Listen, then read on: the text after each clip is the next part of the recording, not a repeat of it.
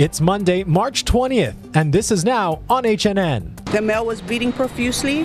Honolulu police arrest a suspect accused of killing an elderly man during his girlfriend's eviction.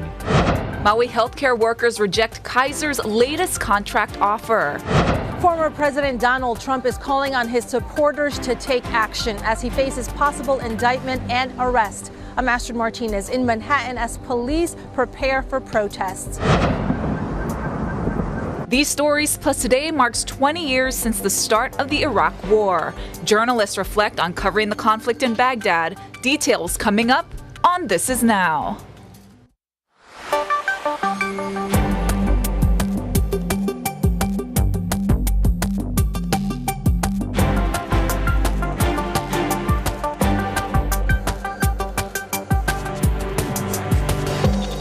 Aloha and good afternoon and welcome to This Is Now. I'm Dylan Ancheta alongside Ashley Nagaoka. First today, a 23-year-old man has been arrested suspected of second-degree murder after an eviction in Honolulu turned violent. Yeah, police say the elderly victim had severe head injuries and later died at the hospital. Casey Lund has the latest details.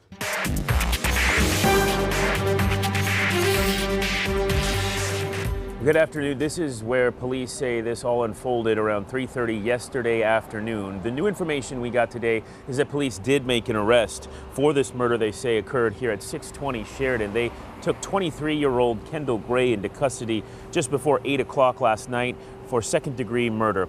I will tell you a little bit more about what we learned about how this all unfolded, but first I want to play out a soundbite. This is from yesterday when Lieutenant Dina Thames with the Criminal Investigation Division spoke to our cameras about what officers encountered when they first arrived. Officers responded to a defib type call, and upon their arrival they observed the victim, a 64-year-old male, laying on the sidewalk fronting 620 Sheridan Street. The male was bleeding profusely. EMS arrived and transported him to the Queens Medical Center in critical condition, where his condition deteriorated and the pronouncement of his death was made.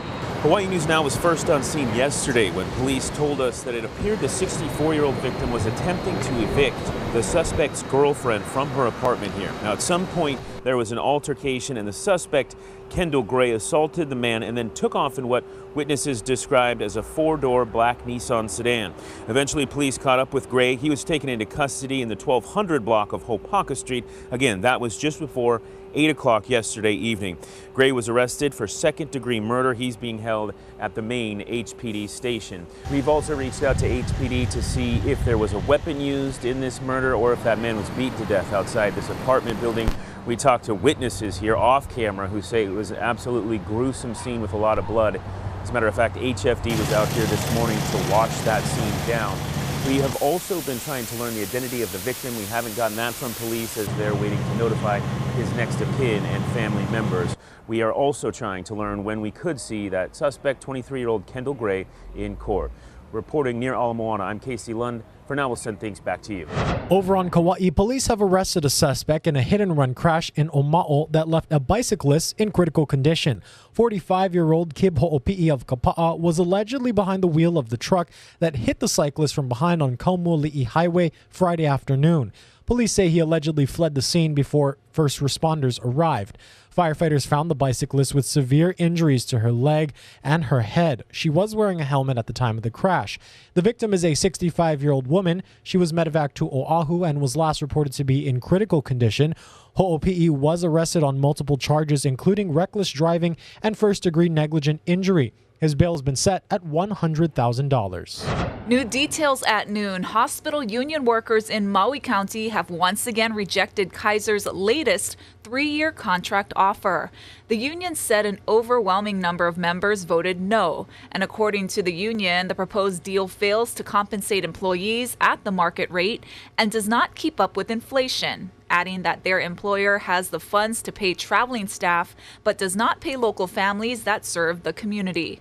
Nurses, aides, respiratory therapists, housekeepers, cooks, and other workers at Maui Memorial Medical Center, Kula Hospital, and Lanai Community Hospital have been on strike since February 22nd. Over on Hawaii Island, a 60-year-old man swimming in Anaiho'omalu Bay was bit by a shark. It happened Sunday afternoon. The man was able to swim to a nearby catamaran in the bay and flag down some help. He was taken to North Hawaii Community Hospital for treatment. No word on what type of shark it was or how big it was. Over the weekend, former President Trump claimed he'll be arrested Tuesday. This as a grand jury investigates his business records and alleged hush money payments to an adult film star. Astrid Martinez reports from New York.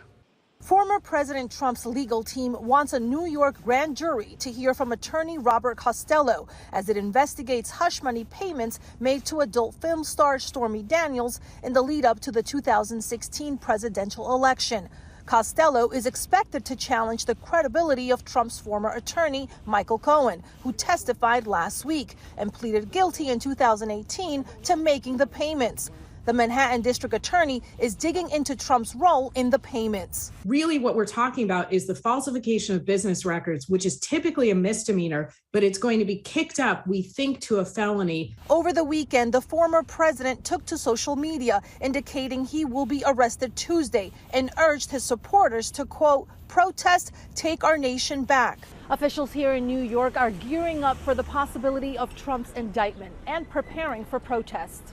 On Monday, NYPD officers began setting up barricades near the downtown courthouse complex. There is concern Trump's words could trigger violence, similar to January 6. Let me be very clear. No matter what transpires, and this doesn't mean this is going to happen, but if was this to happen, we want calmness out there. Florida Governor Ron DeSantis, a potential 2024 presidential campaign rival, criticized the Manhattan DA. He chooses to go back many, many years ago to try to use something about porn star hush money payments. You know, that's an example of pursuing a political agenda. Trump, who has declared his 2024 candidacy, has denied any wrongdoing. Astrid Martinez, CBS News, New York. Chinese leader Xi Jinping is in Russia for a state visit with President Vladimir Putin. It's his first time in Moscow since Russia invaded Ukraine more than a year ago, and China is calling the trip a journey of friendship, cooperation, and peace. The Kremlin says the two want to strengthen relations and discuss the war in Ukraine, but U.S. Secretary of State Antony Blinken doesn't appear to be buying that peace is a goal of the visit. He points out the trip is happening days after the International Criminal Court issued an arrest warrant for Putin.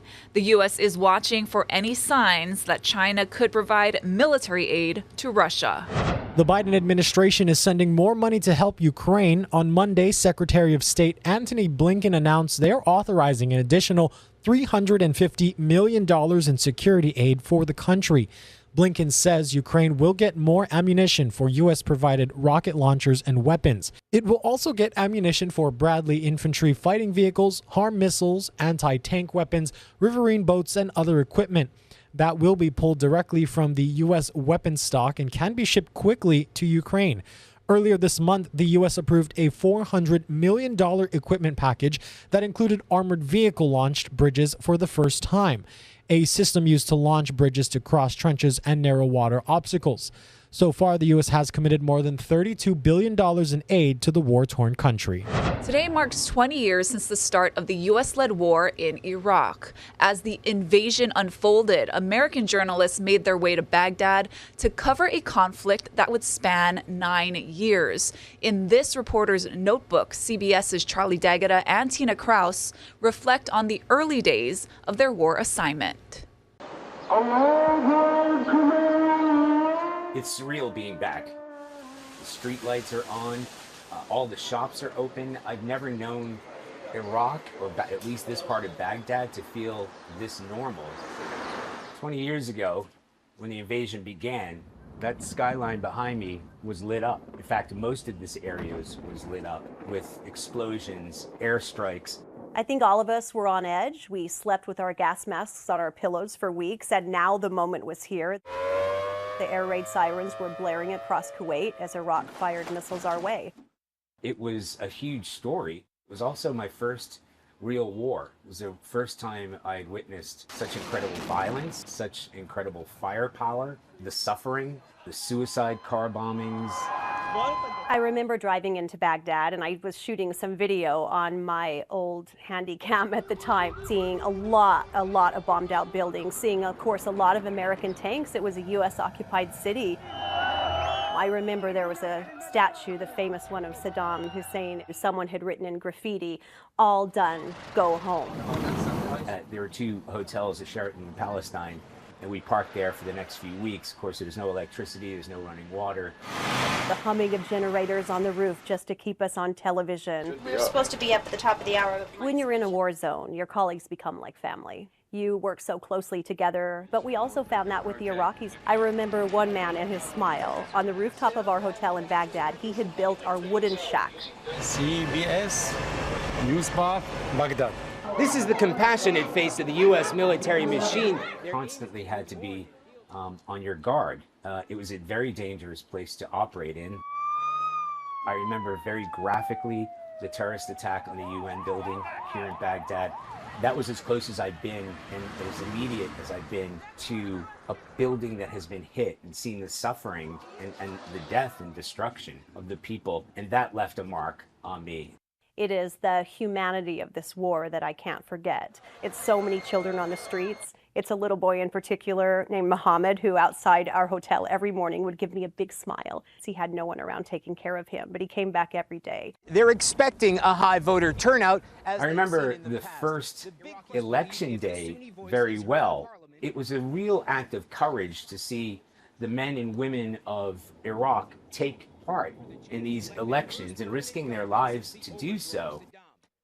The bomb that killed Paul Douglas and James Brolin in 2006 was something that impacted everybody at CBS News. We never come back to Iraq without remembering Paul and James and the sacrifice that they made. If there's a lesson to be learned from this war for me, it's how fragile life can be. The deaths of our colleagues, the deaths of all the U.S. troops, the deaths of hundreds of thousands of Iraqis, many who are still so scarred deeply by this conflict. If today is anything to judge by, with the traffic and the shops open, and checkpoints down, and the glass walls down, and the razor wire down, maybe there's reason to be hopeful. CDC Director Rochelle Walensky was on Sunrise this morning to talk on a number of topics. Here's some of that interview. Something that's affected so many people across the country. I mean, we have a doctor shortage. Hospitals are full despite the fact that we're the other side of the pandemic. How have they dealt with that in other regions? And what can we do here in Hawaii to make sure that we're fully equipped? Right. So one of the most important things I think that we can all do as a community right now is to take the preventive measures that we know work to protect ourselves. Because if we can stay out of the hospital, out of the clinical, because we don't need those services, then that very much protects clinicians. So first, preventive measures like getting your COVID-19 vaccine, as well as remaining up to date with all of your other vaccinations and all the other screening programs that we have available. That's really something the public can do. Second is to promote a healthcare workforce and a public health workforce. And that really is part of what I'm doing here in Hawaii, speaking to medical students, speaking to public health students, saying this is an incredible career. We have so much that we can offer, and it has really been an incredible time to be in the healthcare field. And then really finally for those clinicians and public health officers to take care of yourself. We really do need that frontline workforce to be strong and to feel valued. And so we're really encouraging so many of those people, everybody, to take care of themselves. We saw such a differing response from various states across the country during the pandemic. How do you think Hawaii did in its reaction to the COVID issue? So Hawaii is well known to have a really strong healthcare system, and that is something that we saw through and through the pandemic as well. And we saw that Hawaii was able to get to over one of the top 15 states in the country in terms of vaccination rates of the primary series, doing also very well with regard to vaccination rates of the bivalent boost. So really has done quite well with regard to taking care of the people of Hawaii. Really great attention to Pacific Islanders and Hawaii natives, more vulnerable communities that might not have had access. So I would say Hawaii has a lot to be proud of. Yeah. Anything else we need to be aware of?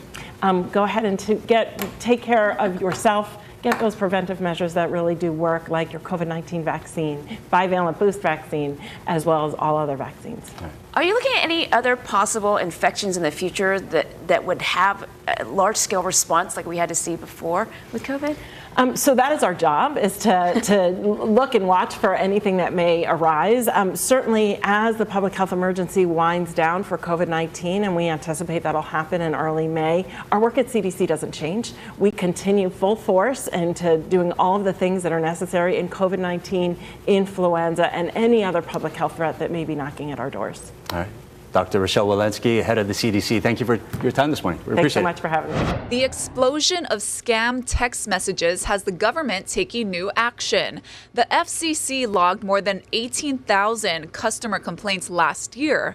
Mike Valerio has more on the plan to protect consumers. The Federal Communications Commission voting unanimously to adopt new rules to keep scam texts off your phone. Phone providers must block text messages from phone numbers that appear to be invalid, unallocated, or unused. The FCC also saying carriers will be required to block messages from phone numbers that claim to never send text messages and numbers that the government has identified as not used for texting. This isn't going to be like an instant fix. It really takes time to make progress. This move mirrors the government effort made to shut down illegal robocalls. Now, a major increase in spam and text messages seems to have taken robocalls' place. But it's really difficult to enforce it effectively and to get everybody on the same page because of technical challenges, but also because you don't want to be stopping legitimate communications. Authorities say scam robo-texts may be even more dangerous than robocalls because the texts may contain malicious links to software that could infect your phone.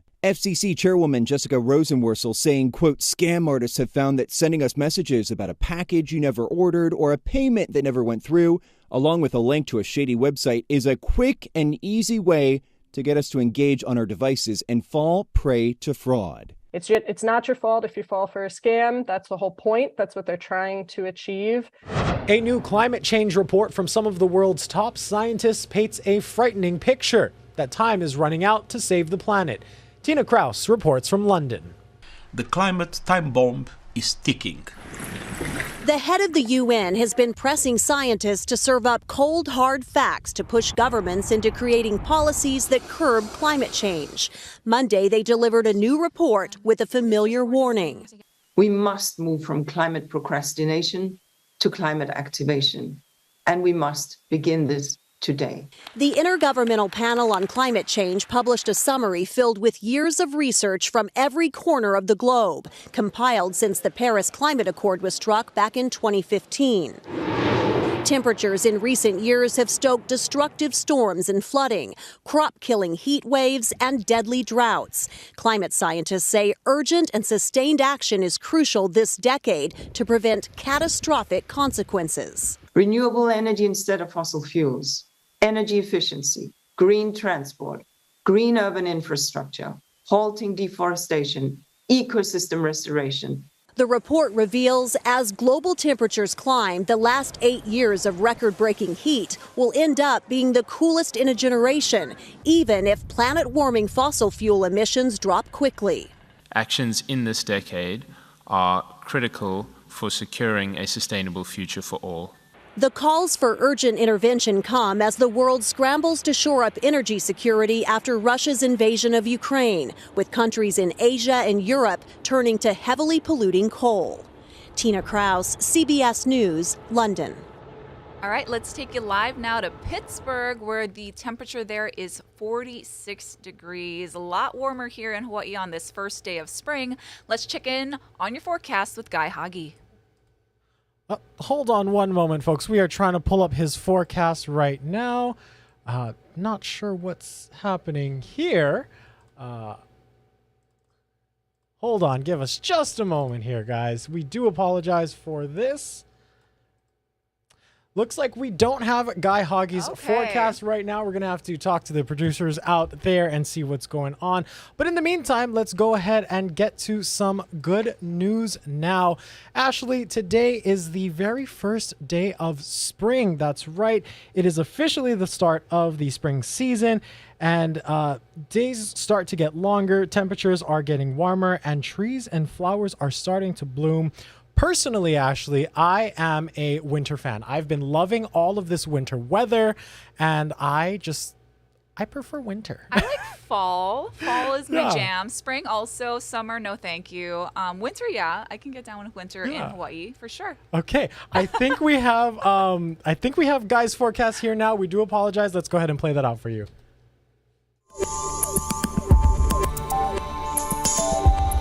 It is mostly dry this morning, but according to our rain and wind futurecast, we're going to see a few more showers develop, probably starting tomorrow, mainly for Kauai, and then you can see we'll get some splashes, and most of the rain over the next several days will be of the light variety. Heavier rain will remain parked off to the west, and because Kauai is closest to the rain, they'll see more of it probably from Wednesday on. Even into Friday, it looks like they might see some heavy rainfall while the rest of the state remain rather dry, and then going into the weekend, we'll see drier conditions again. So things are looking good as we head into the weekend. Now, again, look for more showers to start to develop, especially between Wednesday and Thursday. But the thing that won't change very much, these corner winds running at about 10 to 15, 10 to 20, that will lead to higher humidity levels, maybe even some fog and some haze. And then finally, come the weekend, the trade-ins are expected back. And when that happens, things are going to be very, very nice. Although this isn't too shabby. It might be a little cloudy at times. And again, a few more showers coming in Wednesday and Thursday. Time to take a look at some of the stories from the feeds. Over in Minnesota, a barbershop that has been in business for over 120 years is closing its doors. Here's the reason why. As time runs out, I see people from all over the world. Bob Haddo is feeling reflective. Yeah. It's a lot different from working in the neighborhoods. He's only the fifth person since 1902 to own the barber shop inside the historic Minneapolis Grain Exchange. Most of the office towers downtown had barbershops in the lobby. You know, get a shave and a haircut, and then they go up to work. But the days of busy grain traders are long gone. Commodity exchange is still here, but it's electronic. 31st is my last day. Why? For one, COVID changed work habits. Well, that's part of downtown's problem, don't you think? And the rent became too much. Jeez, I'm really sorry to hear that. That's terrible. I don't know if I want to go to a place that charges $40 or whatever it is. Right. Customers are losing their safe space. The haircut doesn't break the bank. You get to do a little chit chat. It was awesome. So I think it's a bummer. It's one price. Mm-hmm. There's not 5 prices. And Bob is losing more than a business. I'm giving up something that is really not transactional. This is a fun place where we hear great stories. The stories will come to an end in a few weeks. God, I gotta get rid of that beard. It's not my loss so much as downtown's loss. It's this building's loss. It's our downtown community's loss. But they love me in South Minneapolis. I'll probably end up back there. A potentially dangerous discovery was made at Detroit Metropolitan Airport. 6 giant African snails were found alive in a suitcase owned by a traveler from Ghana. The snails are deemed a prohibited organism by U.S. officials since they can cause harm to humans and the environment if they are set free. Some of these African snails can grow up to 8 inches long and can carry a parasite that may lead to meningitis. However, some people do still eat snails, and others even have them as pets. Well, no more snails, please. I mean, who would want to bring those on their luggage? No, thank you. Yeah. If you have a snail as a pet, dogs are better. And people who have snakes as pets, no thank you. No snails, no snakes here today. We're going to thank you guys so much for joining us here on This Is Now. Ashley's back coming up at 4 o'clock on KHNL. Have a great day, everyone. Aloha. Aloha.